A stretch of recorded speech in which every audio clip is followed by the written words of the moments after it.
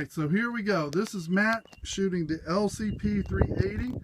And the funny thing is, he's going to be shooting it out of a Promag 15 round extended mag. Alright, let's rock and roll, buddy.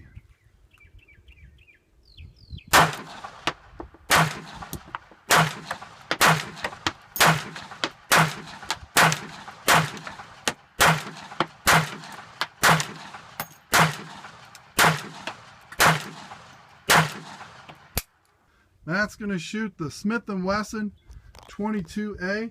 We're doing some high-speed drills. We're ready when you are, Matt.